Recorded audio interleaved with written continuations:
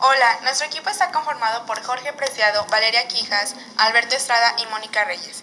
Y vamos a hablar sobre una de las figuras históricas más importantes de México, Porfirio Díaz.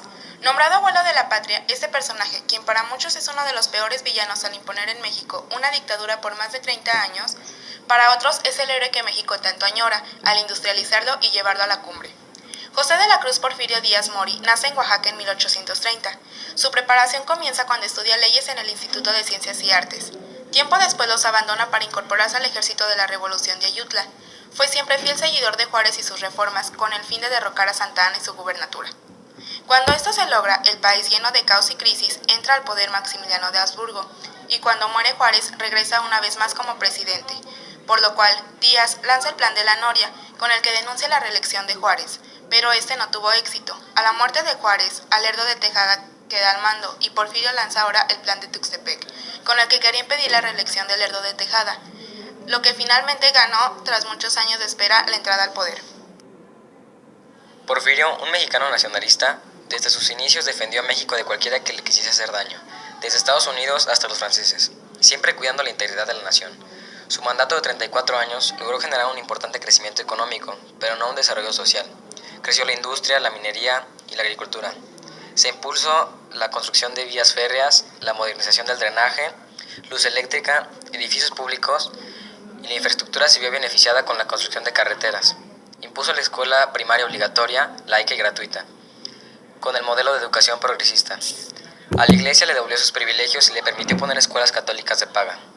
El gobierno comenzó a brindar becas a personas con talento y la introducción de nueva cultura y arte como ballet y el danzón, además de la construcción del Bellas Artes.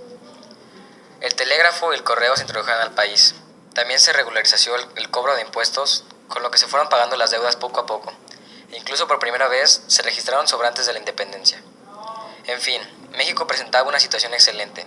Hasta se creía que Porfirio Díaz era el estadista más grande de todos los tiempos. Aparte porque había logrado la paz social que tanto se anhelaba desde 1821.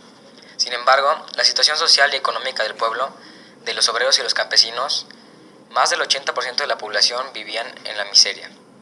La riqueza generada por la inversión extranjera asociada en algunas ocasiones con el capital nacional era concentrada solo por unos cuantos. Los privilegios se dirigían a los foráneos. Su ideología, orden y progreso, con una dictadura fuerte y un rápido desenvolvimiento del país, fue lo que logró que México se alzara.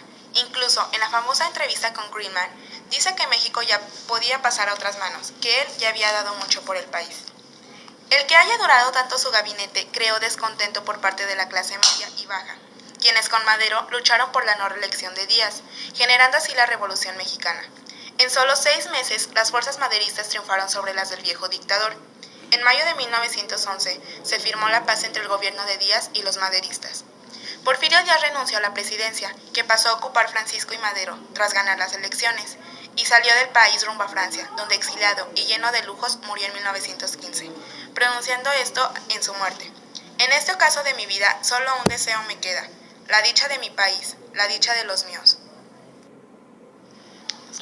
Nuestra conclusión es que Porfirio Díaz siempre ha sido un personaje emblemático. Creemos que fue un gran presidente y que como todo, y más aún, en la política se tienen aciertos y también errores. Es difícil que todo el pueblo mexicano pueda recibir de manera igualitaria los beneficios. Creemos que Porfirio ha sido uno de los mejores representantes que ha tenido México desde hace mucho. Hizo que después de más de 100 años, México consiguiera estabilidad financiera. Hizo que México no quedara estancado, sino lo hizo crecer y llegar a tener la paz que tanto se había anhelado. La clase baja, al tener descontento, manchó su nombre por el único error que tuvo, que fue haber gobernado por más de 30 años, llegando a formar una dictadura. Sin embargo, creemos que esto hizo crecer mucho a México y finalmente que Porfirio Díaz